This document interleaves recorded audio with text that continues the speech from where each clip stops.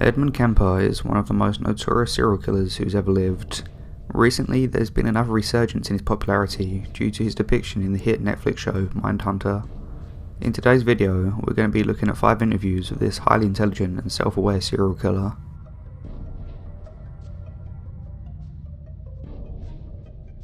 This first interview is from 1991, and he describes how he would go about his crimes. As with all of his interviews, he comes across as extremely self-aware, to the point where he almost seems to be trying to diagnose his own mental downfalls and quirks.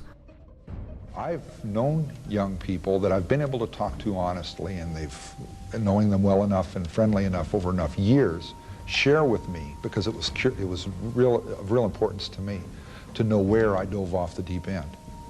And they would admit that sometimes they went off into happier orientations.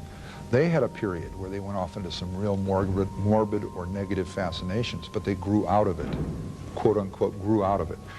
It stopped providing a service that they needed. It stopped filling a hole or a gap, or let's say an adult came along and started sharing something with them or showed them a new avenue of acting out that completely obliterated that need or vacated it, and they let it go. I didn't. The adult wasn't there. My mother was there. She was there to beat me. She was there to humiliate me. She was there to use me as an example of how inferior men are.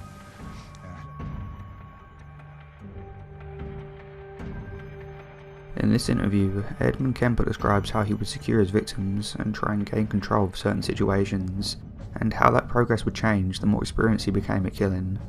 Most of the people he killed were young women at co-educational institutions, which gave him his nickname as a co-ed killer. Also, due to the fact he stood at 6'9", he could easily overpower his victims. At the time, I wanted my case to look like random killings, unrelated. As you know, there was no real understanding of serial killing at the time, and when I told the police, they asked me how many people I thought I could have killed in the fashion that I did out of the approximately 1,000 individuals who got in my car over a 3-year period that I was out there. This being a hobby, a side hobby of mine, I'm just driving around. I love to drive and picking up anybody who wanted to ride. And then,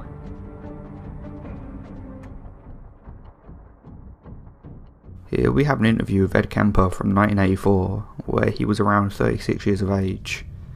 Here he discusses how he became almost cocky in his crimes, and goes in depth about how he would evade the police by avoiding techniques that he knew the police would use to capture him from the police TV shows he used to watch. Kemper had an IQ of 145, and throughout this interview it's clear how introspective he is and how he would use his intelligence to stay out of the reach of the authorities. I can't. And then a gun is in the car, hidden. And this craving, this awful, raging, eating feeling inside. I could feel it consuming my insides. This fantastic passion. It was overwhelming me.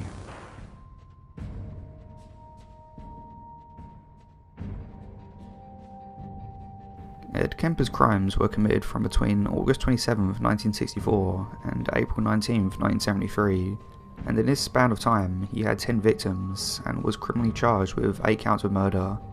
At the age of 15, Kemper even murdered his 2 grandparents just to see what it felt like. More recently though, Ed Kemper was denied parole in 2017 and is next eligible in 2024. Life, being especially a California person, I'd been listening to media conversation about you need this, you have to have that, you just can't live without this product or this item or this support system. I'd heard that all my life, and now I sat in a little concrete room and I was told by people that were in authority that that's all I needed to stay alive. And what I found myself doing was facing myself for the first time in my life. And at that time I was 24 years old.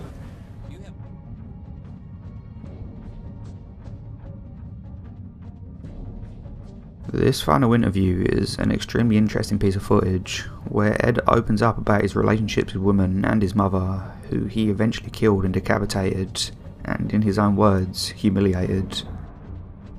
One of the interesting things about this particular interview is how he shows a sense of humour whilst referencing his horrific crimes.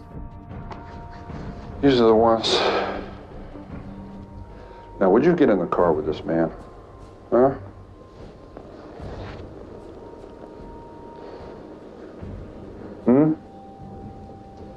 The state has made me much more credible as a human being. But I was losing a grasp on something that was too violent to keep inside forever. As I'm sitting there with a severed head in my hand, talking to it, or looking at it, and I'm about to go crazy, literally. I'm about to go completely flywheel loose and just fall apart. I say, wow, this is insane. And then I told myself, no, it isn't. You're saying that, and that makes it not insane.